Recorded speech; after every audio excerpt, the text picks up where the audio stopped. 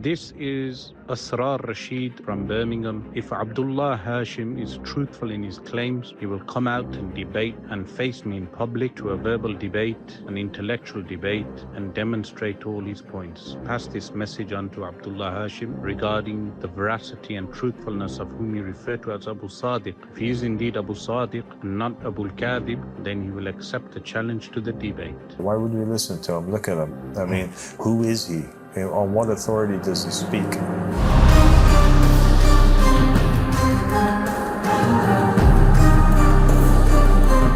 أعوذ بالله من الشيطان الرجيم بسم الله الرحمن الرحيم اللهم صل على محمد وآل محمد الإمام المهدي وسلم تسليما السلام عليكم ورحمة الله وبركاته. Inshallah, you're doing well, Mamadou. I'm doing well, Father. Thank you. Alhamdulillah. So you guys have approached me and you guys were very insistent on me responding to this sheikh. His name is Sheikh Asrar. He's from Birmingham. He leads a local masjid, I guess, congregation where he gives some Friday speeches and things of the sort. He wrote this book about the end times and basically he's mentioned me in it. In the category, I guess, of like false prophets and movements and things like this. And he's basically been talking about me a little bit. I think in one of the YouTube video lectures of his, you guys have pointed out that he's said a few things and kind of like emphasized on, that I lead people astray through Shia Islam and Shia Islam is bad or something of the sort. So this guy, according to what's written online about him, what you guys have pointed out to me, I guess he drank poison in a debate with a Christian before, something of the sort. They call him the lion of the Ahlul Sunnah. And and basically he's, he doesn't like me for some reason. I'm not sure why or what it is that I did to him, but nonetheless, let's respond to him. This is a perfect example, I think, of Muslim scholars whom, on the one hand, they sit on the platform of Rasulullah sallallahu alaihi wasallam, and they speak in his religion and they can speak concerning his religion, right? And they write books and they give glad tidings and try to teach the people that there is this character that's going to come one day. His name is Imam Mahdi. But then whenever there's a call that comes out that calls the people towards Imam Mahdi, they rush to, make judgments really fast without kind of like trying to or attempting to verify the nature of the claim or to even understand it. And they make horrible mistakes in terms of and he's made horrible mistakes in terms of what he's written in his book, especially concerning me and my history. A lot of it's false information, fake news. So basically, today we're going to respond to Sheikh Asrar. I'm going to introduce myself and tell him a little bit about my history and my beliefs so that he can understand, as well as his followers or whoever else that is watching. This guy, he's a Sunni. He's from Ahlul Sunnah. I am also half Egyptian and I come from a Sunni background, meaning like my father's side of the family, my physical father's side of the family are Sunnis, and I came up very familiar with that upbringing and that narrative that basically Islam is 5 pillars and the companions loved Rasulullah, peace be upon him and his family, and they gave victory to him, and he passed away, and they basically focus on the story of Islam and the life of the Prophet, and they say that afterwards his 4 best friends became the rightly guided caliphs, starting with Abu Bakr and then Umar and then Uthman and then Ali ibn Abi Talib alayhi salam.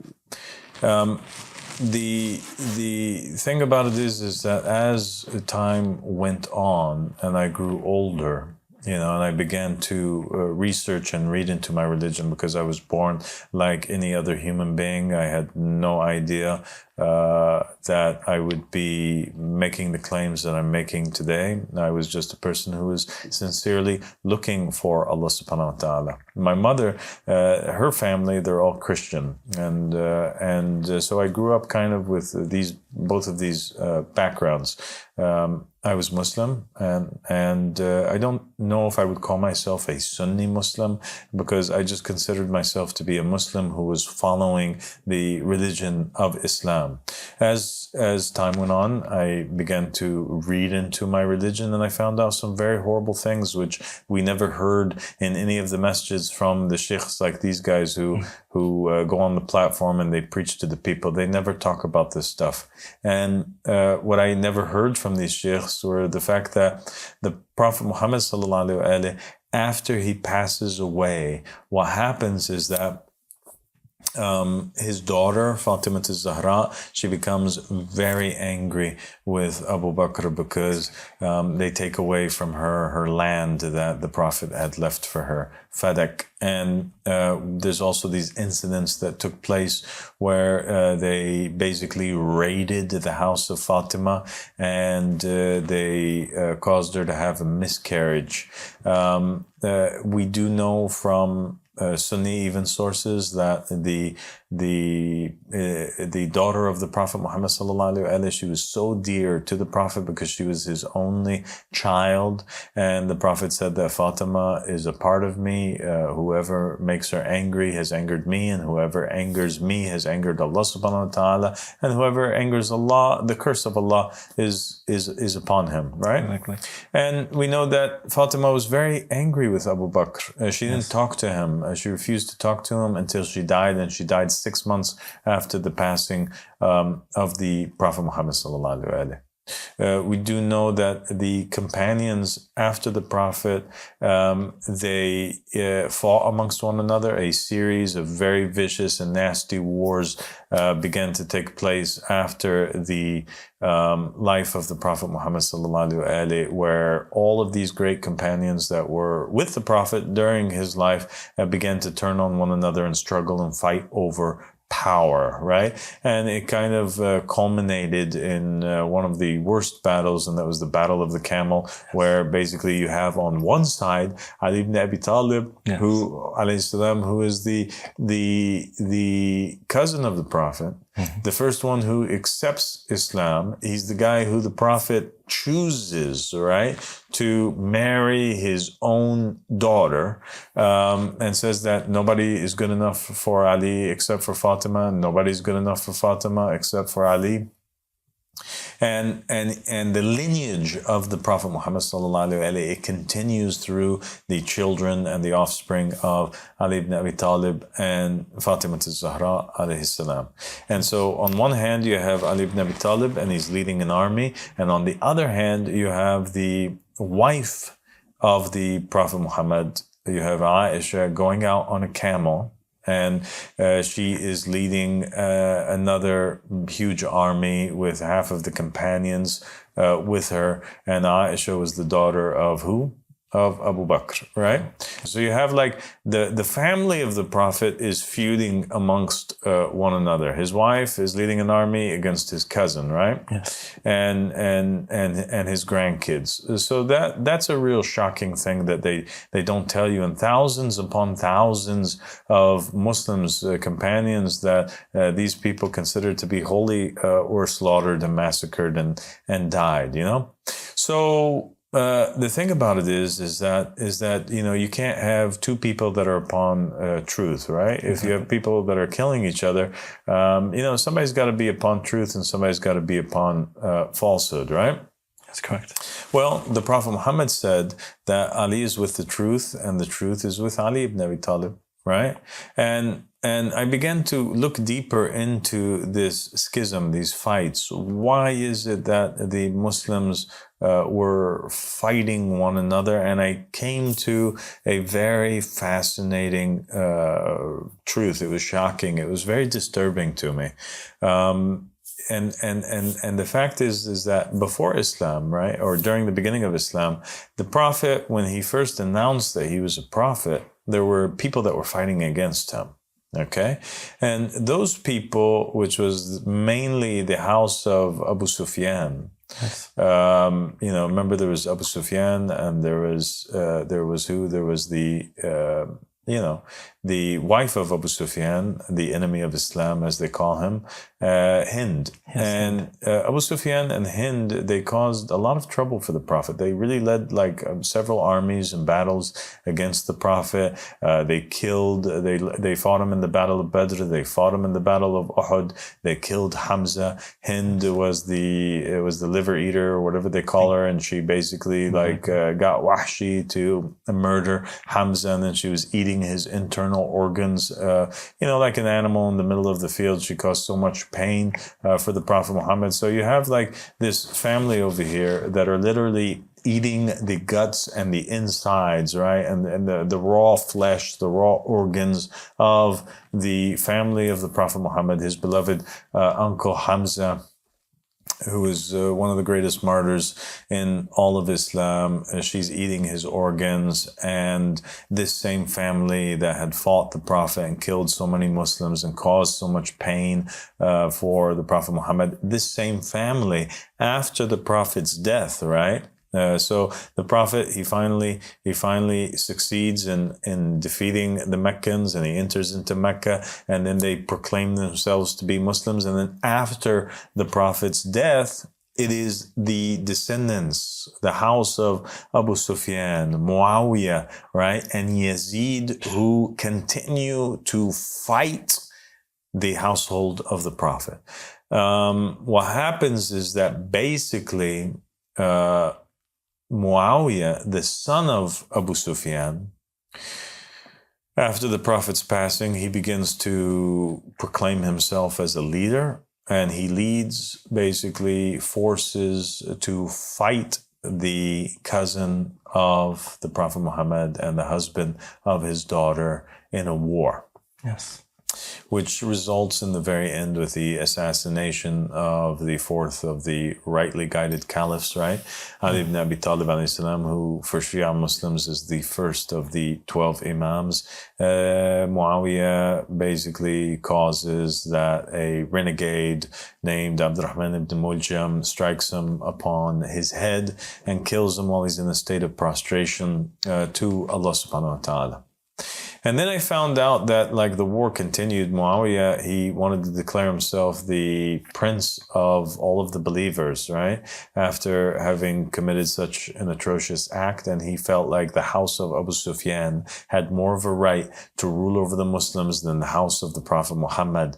And so Muawiyah, after having Ali ibn Abi Talib murdered, basically managed to push aside Al-Hassan, the grandson of the Prophet Muhammad, and prevent him from obtaining power. And basically what he did is he ruled instead and proclaimed himself as the king and the ruler over all of the Muslims and the guardian of Islam. So in this Sunni religion that he's upon, I mean, basically the enemies of Islam, it's all reversed. It's like the opposite. The enemies of Islam are the guardians of Islam, and the household of the Prophet, and his most beloved, people in the whole world are the enemies of Islam, I guess now, and they're causing chaos. The son now of Muawiyah, right? He has also ambitions for being the successor of Muawiyah.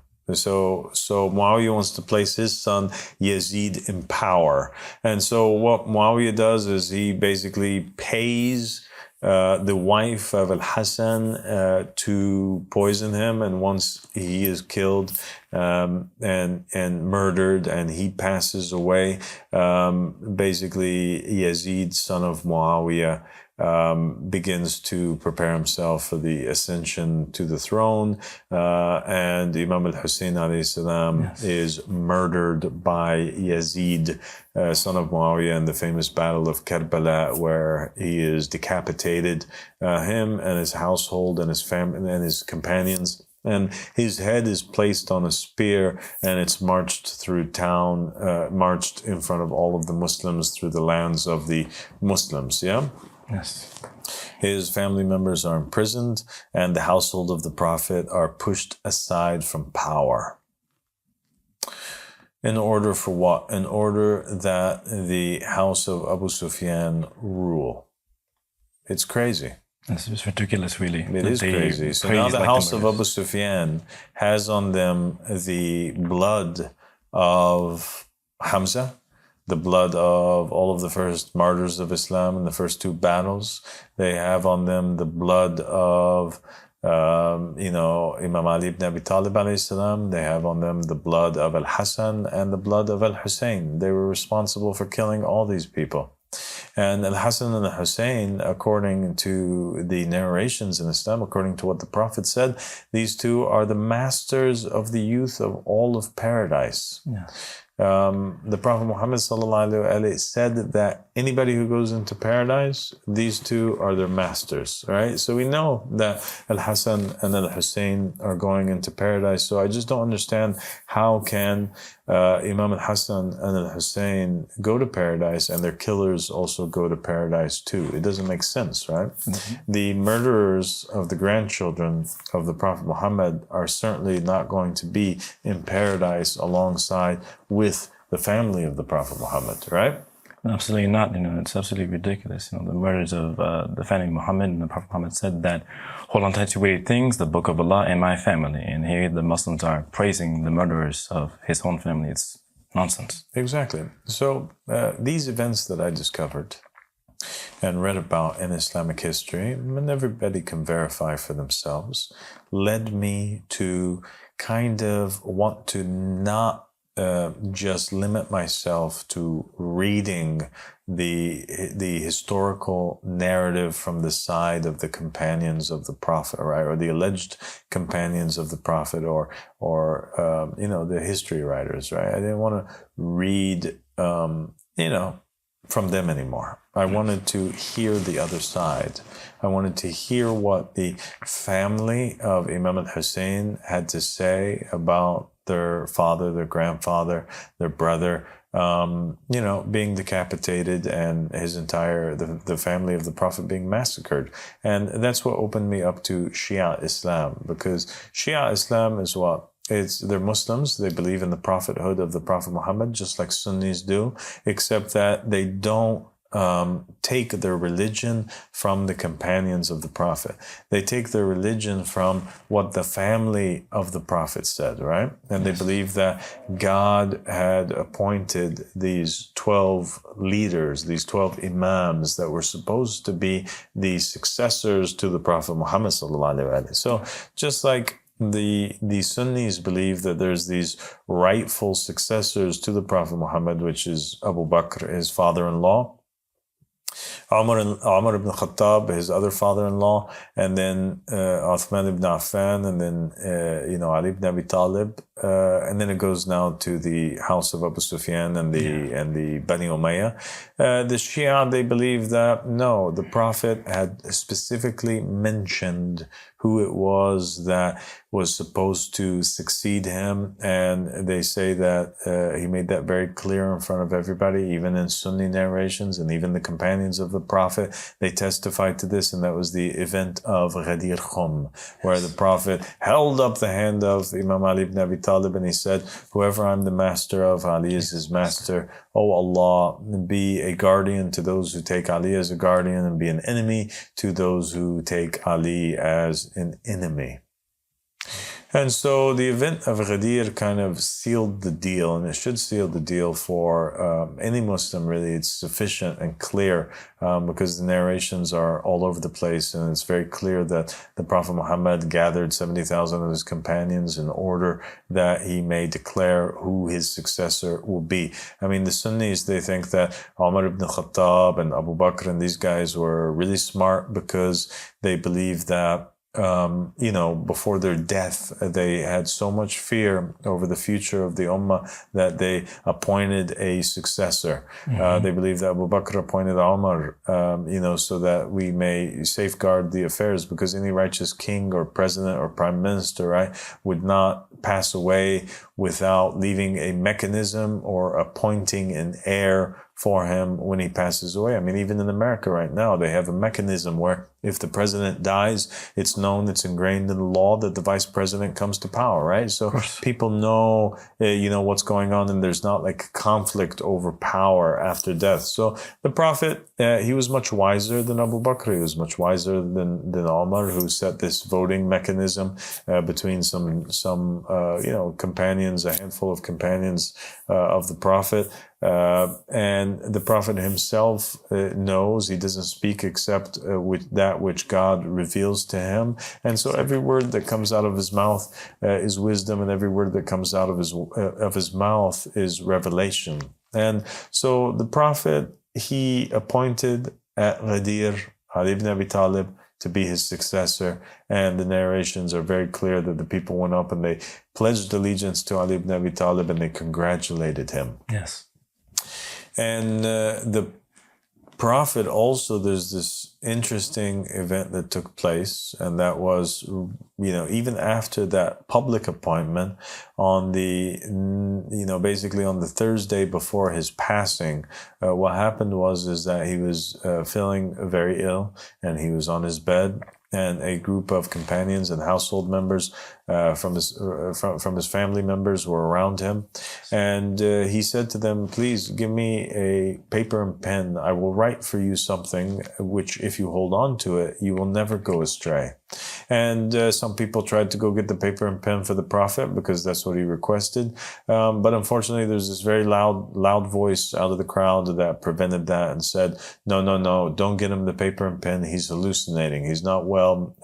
We don't need to hear what the Prophet has to say. It's enough for us to have the Quran. And it turned out that this guy was actually Umar ibn Khattab, and that's very unfortunate because it's very clear now what was happening. What was happening is that he wanted to make a coup d'etat. There was a conspiracy around the Prophet to, steal power away from the rightful heir and successor of the Prophet, Ali ibn Abi Talib. So they were trying to prevent it because this doesn't even make sense. Yeah. Why would a fallible human being who's supposed to just be a follower of the Prophet not want to hear and see that which, if the Prophet wrote down, right, his final testament, his final will, that's what he wanted to write, and he's the Prophet. How rude can we be to prevent the Prophet Muhammad sallallahu alaihi from writing that which he wanted to write? And then on top of that, the Prophet said that if we hold on to it, we'll never go astray. That's an incredible promise for all mankind and for the entire Muslim nation, that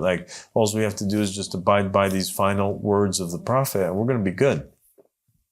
So, and the narrations state that they prevented them from writing it, and even Ibn Abbas and others cried over it. They called it the tragedy of Thursday. That it was a tragedy. It was a musibah that the Prophet wanted to write something, and the people treated him like this in his final days. Right. So then, what happened is that on the night of his passing, the Prophet Muhammad, because remember, this was the Thursday before his passing. On the night of his passing, what happens is that the Prophet gathers his most beloved, trustworthy companions, and there was there Miqdad, Abu Dhar, Salman, and you had also there Ali ibn Abi Talib, and the Prophet Muhammad actually dictates to Ali ibn Abi Talib, and has Ali ibn Abi Talib write down that which he wanted to write. He dictates to him his final will. And this will, we find it preserved in the books of the Muslims, right? It's in the books of the narrations of the Ahlul Bayt alayhim salam. And we find out what it was that the Prophet wanted to write down. He wanted to write down that after me, there'll be 12 Imams, and after them, there'll be 12 Mahdis. And he begins to list off the names of his successors, from his death all the way until this day and age that we're in right now. And so he names Ali ibn Abi Talib as his first, and then he names Imam al-Hassan as his second successor. He names Imam al-Hussein as the successor of his brother, Imam al-Hassan. And then he names that people should follow and take as their Imam and leader after Imam al-Hussein, Ali Zayn al-Abidin. And then after him, Muhammad al-Baqir. And then after him, Ja'far al-Sadiq. And then after him, Musa Kazim. And then after him, Ali al-Rida. And then after him, Muhammad al-Jawad. And then after him, Ali al-Hadi. And then after him, Al-Hasan al-Askari. And then it says, and then after him will be Muhammad al-Mahdi, right? The 12th Imam. And then the will of the Prophet says that after the 12th Imam, there's going to be 12 Mahdis, and then it proceeds to dictate the names of the first 3 Mahdis that would follow Imam al-Mahdi alayhi salam, and he mentions them as Abdullah, Ahmad, and the third name is al-Mahdi. Now, of course, finding out all of this information, that was previously concealed to me by the non-working scholars, it raised a lot of questions, Mamadou. I wondered to myself, why are the scholars doing this? Why did they not share this information, And every time I would bring up this conversation with somebody, they would say, oh, but the scholars, we got to ask the scholars. Scholars are amazing, we don't know anything, the scholars know best. And they're always trying to push us into shut the argument and refer us to the scholars. Nobody wants to talk about the blood of the Prophet Muhammad that was spilled all over the place. It doesn't make sense. It doesn't make sense that it's the Islam. It starts with the Prophet Muhammad and it ends with the Prophet Muhammad's grandson, but in the middle of the history of Islam, you have in there ruling the enemies of Islam, or the fathers-in-law of the Prophet Muhammad sallallahu alaihi wasallam. It doesn't make sense, right? Something is wrong that you have the former enemies of Islam are ruling and the family of the Prophet is dying. If it was the enemies of Islam are ruling, but the family of the Prophet's not dying, then we could say, okay, maybe that's what they wanted. But I think that the decapitation of Imam al-Hussein alayhi salam was kind of the nail in the coffin, and it made everybody realize that no, something really wrong is going on, because not only was he murdered, but his entire household, including Imam al-Hussein's 6-month-old son, right? Abdullah the infant. So who would do such a thing? Who's going to kill babies? And well, it's not a surprise that the same person who's killing the baby of Imam al-Hussein and killing the grandson of the Prophet is a descendant of the woman who was eating the liver of the uncle of the Prophet. They're liver eaters, they're baby killers, they're ISIS-styled fighters that are cutting people's heads off and putting it on, on poles and walking them around in the lands of the Muslims. And these guys here, yes, when you go and you look into what most of these Sunnis say, they say, oh, we can't judge. Or some of them go as far as saying that, Muawiyah and Yazid, peace be upon them, or Allah subhanahu wa ta'ala is pleased with them, radiyallahu anhum, and they consider them to be great companions of Islam, So how can you trust people like that? You can't. Something's wrong. But, at the same time, we don't want to judge, rush to judgments, and accuse somebody, because Muslims are always like, oh, don't slander, if you don't backbite, don't slander. If you talk bad about a Muslim, it's really bad, So we had to go back and see what the household of the Prophet had to say. And we went back to those narrations, the narrations of Shia Islam. They follow the household of the Prophet. The Sunni Islam, they follow the household of Abu Sufyan and these other companions of the Prophet. That's who they take their religion from. And they think that we should obey these people. We have to obey the rulers over the Muslims, and and so each ruler of Islam that comes afterwards, they acknowledge the rule of these other Muslims like Abu Bakr and Umar and Uthman that led to people like Muawiyah and Yazid coming into power. And the Shia, they say no, it's not. These were all illegitimate usurpers of the caliphate and of the power, and they had ulterior motives, and they were actually hypocrites that were not even Muslim. Yeah, and it never ceases to surprise me how much these Sunni scholars defend really Abu Bakr and Umar, the ones who really, the killers of the Prophet and his family. Yeah, it's disgusting. It really is, you know. And yeah, so I look into their narrations, the narrations of Shia Islam, the narrations of the household of the Prophet Muhammad, sallallahu alaihi wasallam. And what do I find in there? I find that there are many hadiths that are in there that are talking about the scholars of the end times. And the hadiths from the Prophet Muhammad sallallahu alaihi wasallam that was preserved by his household, the Prophet is in there and he's warning us, and he's saying to us that he is fearful in one narration over our nation, you know, from a giant fitna that is worse than the fitna of the Dajjal, you know. And when we look to see what is this fitna that is worse than the fitna of the Dajjal, it says that it's the fitna of the non-working scholars, right? These illegitimate scholars that speak in the name of Islam, but they really have no knowledge and they have no authority to speak. They are basically the continuation, the descendants of the successors of those scholars of the Bani Umayyah that jumped on the pulpit of the Prophet after his passing. And the Prophet had a bad dream about that one night, where he saw, he woke up basically like sweating and very disturbed, and he saw a dream where he saw these apes that were jumping, these monkeys that were jumping around on his pulpit, pretending basically to be him, taking over his minbar, talking to the Muslims, and Allah subhanahu wa ta'ala revealed to him the meaning of this dream according to the narrations, and the meaning of the dream was that basically the cursed tree in the Quran, the Bani Umayyah, that they were going to usurp his position afterwards. And so the Prophet, in the narration speaking about the scholars, he says that the scholars of the end times are actually the worst creatures underneath the sky. And that this nation would have drunk the love of those two idols, meaning Abu Bakr and Umar.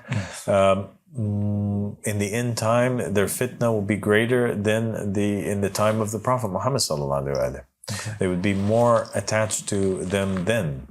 The narrations of the Prophet state that from the scholars of the end time comes out the fitna, and to them it returns. The narrations state that the very enemies of Imam al-Mahdi, when he appears, are the scholars. They're the ones who issue fatwas against him. And you just find narrations after narrations after narrations after narrations after narrations, warning the followers of the family of Muhammad, right, the true believers, to stay away and not listen to any of the scholars of misguidance, because they are going to lead you astray in the same way as the rabbis and the priests led astray the Christians and the Jews from the true path of monotheism and the true religion of Allah subhanahu wa ta'ala. In that same fashion, these scholars of Islam would do. And the Prophet cursed them, and he called them traitors, and he called them people that are basically agents of tyrants. And he said that anytime you see the scholar who is at the door of the king, then accuse that scholar. If you find a scholar who is working underneath a king or a tyrant and taking his directives and his orders from that king or that false government, then accuse that scholar, because that scholar is lying, and also accuse the ruler. But anytime you see a ruler who's taking advice, and he's under or taking advice from the scholar, then say yes to the scholar and yes to the ruler, because that's a good ruler. So we know that these guys are false scholars. They're calling us to falsehood. They're calling us to the enemies of Islam. And it was terrifying when it came out. It was a very terrifying reality.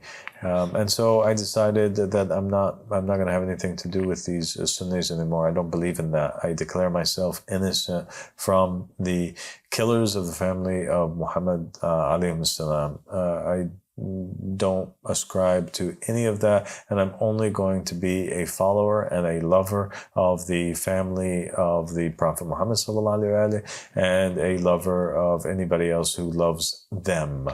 And so that was the beginning of the journey, where I became a, I guess you could call me a Shia Muslim, in the sense that I was a follower, because the word Shia means follower. I was a follower of Imam Ali alayhi salam and the 12 Imams. I took their narrations.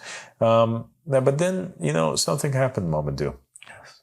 I was waiting for the emergence of Imam al-Mahdi. And I was looking into the signs according to the Ahlul Bayt alayhi salam, the family of the Prophet, about what I should expect when Imam al-Mahdi emerges. Why was I doing that? It's very simple. Because the Shia are told that the first 11 successors of the Prophet Muhammad, they passed away. They were killed, right? And the Imam of the time is the 12th Imam. And the narrations tell us that we have to be on guard, and we have to prepare ourselves for the rise and appearance of the 12th Imam, who was hidden or in a state of occultation, because the Sunnis were basically trying to kill him from a very young age, because they also knew that there was this character that was going to emerge called the Mahdi. And so they wanted to kill him and murder him. And what happened is that, as I was looking into the narrations, I found that the narration stated that there was these signs that were changeable, that could or could not happen, and there's signs that are inevitable. And one of the signs that were very close to the rise of the Mahdi, or the appearance of the Mahdi, and also, is from one of those inevitable signs, was this character called the Yamani. Yes. Yeah.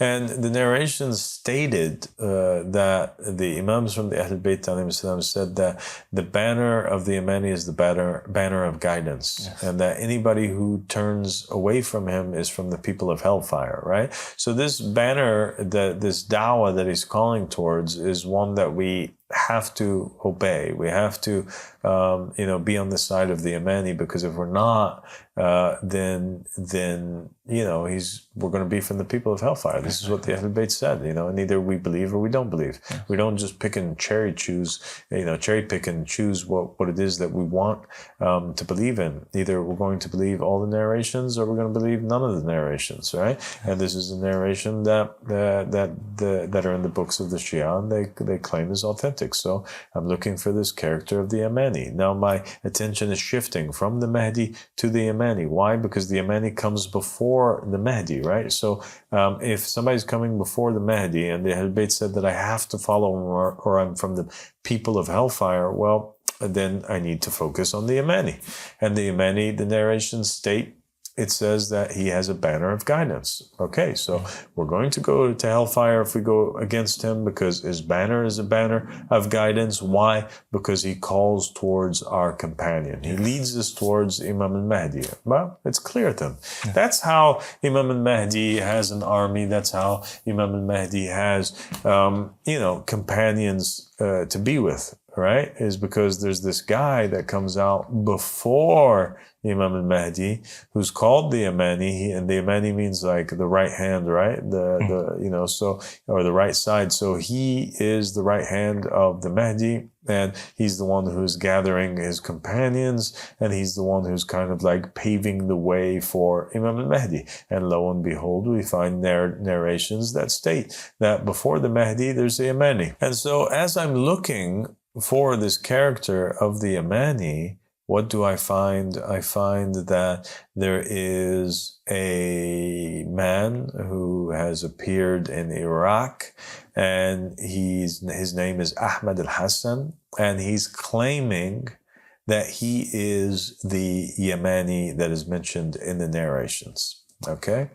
And he also has a banner. And in that banner, it was written in it, Al-Bay'a lillah, allegiances to Allah. I went and looked, what is this allegiances to Allah? And I found that the narrations of the Ahlul Bayt said that in the banner, on the banner of the Mahdi is going to be written on it, Al-Bay'a lillah, allegiances to Allah. So what is the point of these narrations if anybody could raise a banner that says on it Al-Bay'a lillah, right? And also, what does Al-Bay'a lillah mean? It means that allegiance is to Allah. That means what? It means that all of the other banners that are on the face of the planet right now, they're all calling towards something or someone that's other than Allah, because this is the banner that's calling towards Allah. So the other banners are banners of misguidance, and this banner is a banner of truth, right? And the narration stated that the banner of the Mahdi is going to be written in the allegiances to Allah. I mean, it's very clear. So clear. It's very clear, but still, you got to be super sure. And so we looked into what else Ahmed al-Hassan was saying.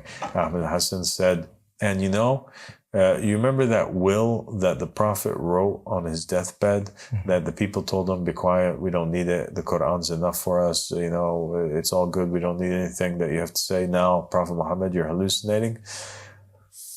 He said that narration, the will, it says in the end of it that the successors of Imam al-Mahdi, those 12 Mahdis, who the first three names are Abdullah, Ahmad, and Al-Mahdi, he says, I'm Ahmad who's in the will. Yes. So now he comes to us with a letter of appointment. He comes to us with a banner that says in it, allegiances to Allah. He's confirming the narrations, right?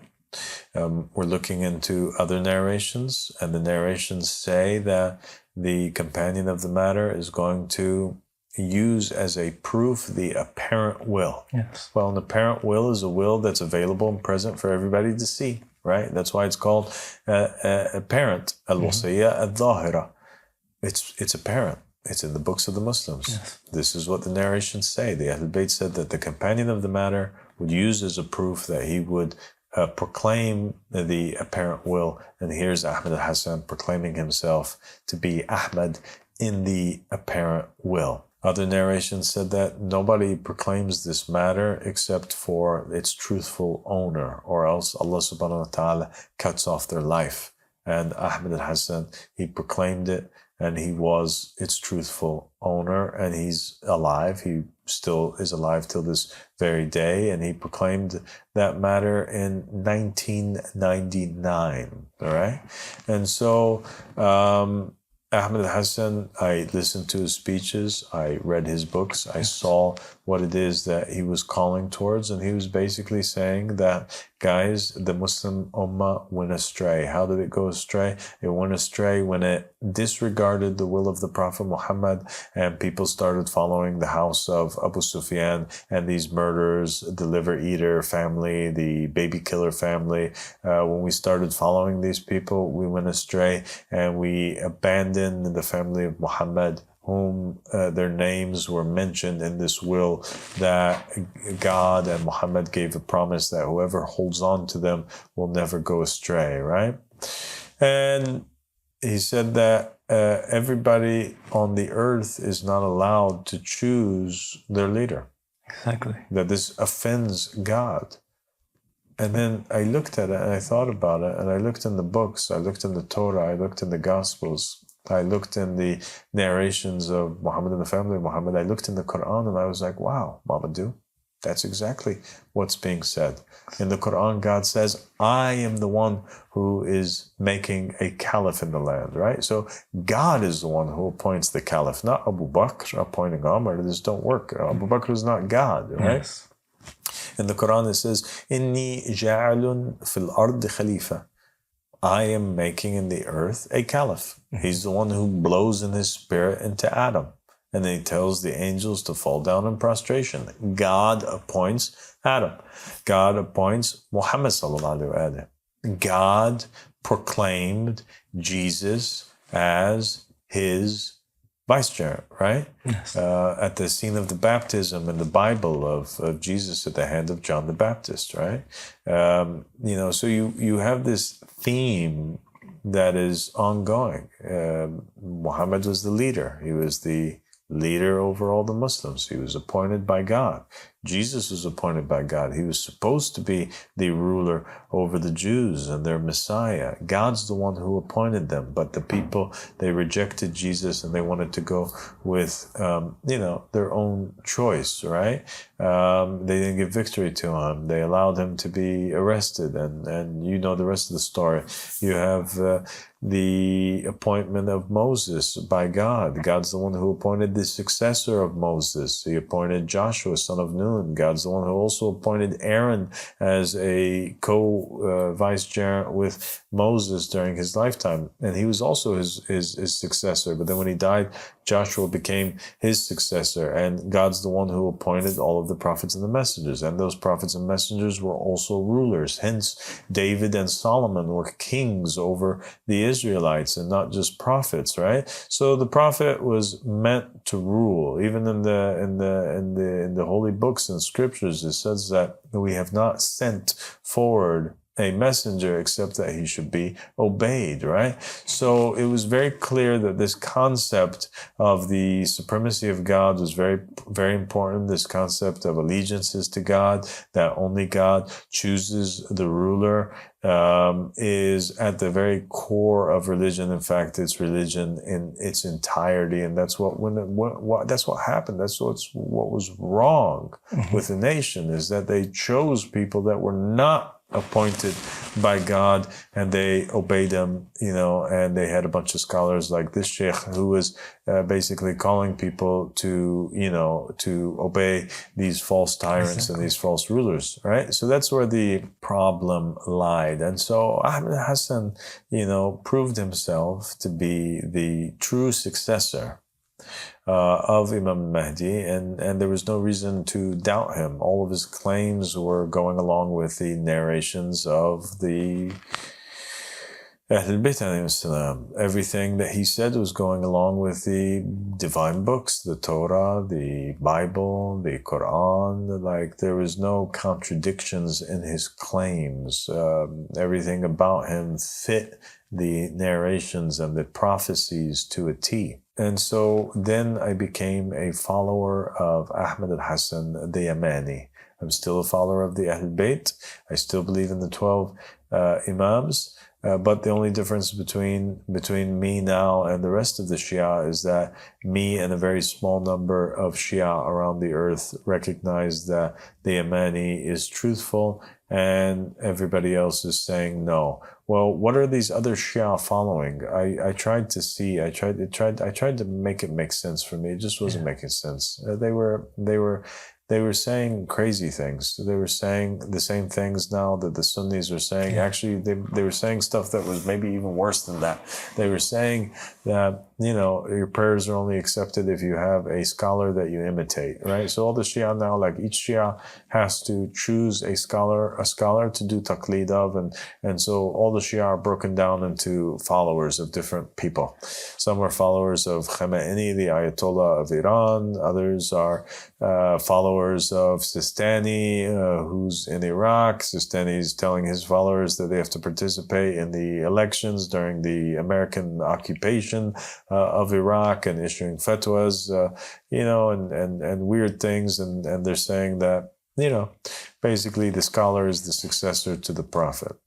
Right? Yes. And that the state of the scholars is the state of Imam al-Mahdi. And then they went as far as saying, some of them said that, that if Imam al-Mahdi came and tried to destabilize the government of Iran, it is the duty of Muslims to fight against Imam al-Mahdi, because the goal of Imam al-Mahdi is to establish a divine just state. Well, we already have a Muslim state, which is the government of Iran. So therefore, they kind of cancel out the need to even have now a divine just state, because apparently the scholars already fulfilled it. So what's the need for Imam al-Mahdi? So I realized that these people were evil. They're not teaching about the narrations where the Prophet Muhammad is warning about these filthy scholars. We're going to go through now a slideshow here. I want to show everybody all of the narrations one by one that, as you can see on the screen now, that are basically condemning the scholars of Islam. Abu Dhar said, I was walking with the Messenger of Allah, peace be upon him and his family, one day, and he said, there is something I fear for my ummah more than the Dajjal. He said it 3 times. I said, O Messenger of Allah, what is it that you fear for your ummah more than the Dajjal? He said, misguiding scholars. Reported on the authority of the Messenger of Allah, peace be upon him and his family, he said, a time will come for my ummah during which nothing will remain from the Quran save its scripting, and nothing will remain from Islam save its name. They will be called Muslims, while they are as far as one can be from Islam. Their mosques will be filled with people, but they will be void of right guidance. The jurists of that time will be the most evil ever under the sky. They have sown disorder, and disorder they shall reap.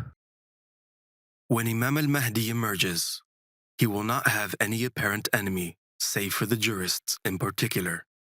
He and the sword will be inseparable, for if the sword were not in his hand, the jurist would issue fatwas ordering his death. However, Allah will bring him forth endowed with the sword, as well as with generosity, so they will obey, fear, and accept his rule without faith therein, while concealing the opposite. They have taken their rabbis and monks as lords apart from Allah. Imam al-Baqir, peace be upon him, interpreted the verse by saying, as for their rabbis and monks, verily they have obeyed them, and have taken their sayings, and they followed what they ordered them, and submitted to what they called them to. So they took them, the scholars, as lords by obeying them, leaving what Allah, His books, and messengers ordered. So they rejected it, the order, leaving it behind their backs, and followed what the rabbis and monks ordered them to. And they obeyed them, and disobeyed Allah. Verily, He mentioned this in our book, so that we may take heed from that. Abi Basir said, I asked Abu Abdullah, peace be upon him, about the words of Allah. They took their rabbis and monks as lords apart from Allah. He said, by Allah, they did not call them to worship themselves, and if they had called them to worship themselves, they would not have responded. But they made lawful for them what was forbidden, and forbade for them what was lawful, and so they worshipped them unknowingly. Yeah, so you have now the scholars, they're not teaching about these narrations, and they're actually saying that we have to obey them, and that our prayers are not accepted except through them, and that they're the inheritors of the land, and they establish the divine just state, and there's no need for Imam Mahdi, and now they're teaching us that we have to actually fight against Imam Mahdi if he tries to destabilize the government of Iran. So I think it's very clear. It's clear, just like the Ahlul Bayt ﷺ said, our matter is clearer than the sun, and I stuck to basically Ahmed Hassan al-Yamani, whom proclaimed to be the Yamani, and I'm very comfortable with standing in front of Allah subhanahu wa ta'ala on the Day of Judgment and telling him the reasoning behind my beliefs. I believe in the prophethood of the Prophet Muhammad. I do not want to be associated with the murder of his family members, and so I have withdrawn myself from these companions and these people that told the Prophet to shut his mouth on the night of his passing, when he was trying to write a will for everybody to keep them from falling into misguidance. I declare myself innocent from that. Who am I holding on to? I'm holding on to Fatima Zahra alayhi salam, Ali ibn Abi Talib, Al-Hassan, Al-Hussein. I'm sorry, but these are the only people that I can trust their narrations, and the children of Imam al-Hussein, specifically the 9 Imams after that. These are the only people that I can hold on to and believe in their narrations. And in their narrations, they told me about the Yamani, and a man came out and he showed me a letter of appointment. He showed me an apparent will, in which it's written in there that we have to follow this guy named Ahmed. You promised Prophet, in the narrations, you said that whoever holds on to this will never be led astray. So I trust that you can't make a mistake when you hold on to somebody who's claiming to be in the will, because that would negate the promise that the Prophet gave on his deathbed, that whoever holds on to it will never go astray. So I feel confident that if I just hold on to it, I won't be misguided. And holding on to the will of the Prophet led me to believe in the claim of Ahmed al-Hassan, who presented a lot more proofs other than just this, just the will, including the banner and demonstrating knowledge, that comes only from somebody who's truly connected with Allah subhanahu wa ta'ala. And that's where my journey was. And with Ahmed al-Hassan, after finally speaking with Ahmed al-Hassan, alayhi salam, Ahmed al-Hassan, that I believed in, he shocked me. He shocked me to my core when he told me that I too was mentioned in the will of the Prophet Muhammad and that my name is there. My name is Abdullah in the will. And he told me to go forward and proclaim the will and to announce to the world, and call them towards the supremacy of Allah subhanahu wa ta'ala and to pave the way for the 12th Imam al-Mahdi alayhi salam. And he brought to my attention the narration that stated that before the Mahdi is an Egyptian and a Yemeni, and I'm the Egyptian and he's the Yemeni, and both of us have a banner that's written in it, Al-Bay'a Lillah, or allegiances to God. Everybody else on the planet, they're calling towards other systems and methods and other people,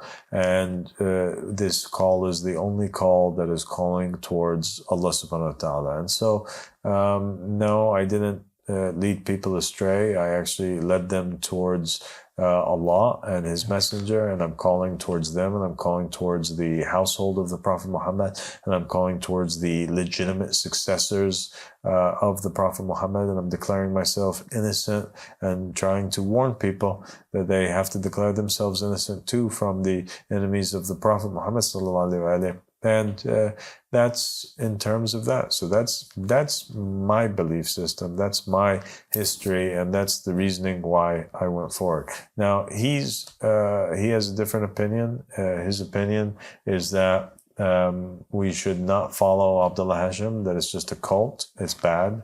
That I'm a bad person, insincere.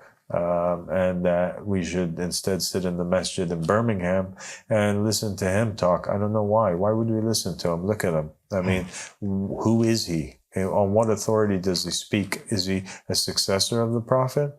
Is he a grandchild of the Prophet? Is he somebody that the Prophet and his family mentioned that we are obliged to listen to? Is his opinion somehow special? Does he have secret knowledge? Like, what is it that why would I trust this? Why would I trust him or other than him? I'm not interested in that. I'm not interested in placing myself in a position of slavery where I am being a worshiper of a scholar and placing this idol in between me and Allah subhanahu wa ta'ala. Especially when the Prophet and his family have been abused so much and killed, and he's not even talking about it, and he's not even, condemning the killers of the babies and the liver eaters, and he's not condemning that household that usurped the caliphate, and he's not condemning all of the great crimes that were committed in the name of Islam by the Umayyads and the Abbasids and the Ottoman Empire and every other illegitimate Muslim ruler that came out of it. They destroyed the religion of Islam. They turned it from a religion of peace to a religion of terrorism. They paved the way and allowed for terrorists like Abu Bakr al-Baghdadi and other people like this from ISIS and all these other, Taliban and all these things, Osama bin Laden. It's all because these people feel that they have a right to talk in the name of Islam and make decisions, and call towards jihad. But, as far as I go, I don't believe that. I don't believe that these people have the power to issue fatwas in religion. And that's what's upsetting them. They don't have the authority. It's haram, actually. They don't have the right to say this is halal or this is haram. It's not allowed. And it's not allowed for people to imitate these scholars. Everybody has to research and know the religion for their own selves. And they're only obliged to follow the household of the Prophet Muhammad, the specific people that are mentioned in the will of the Prophet Muhammad.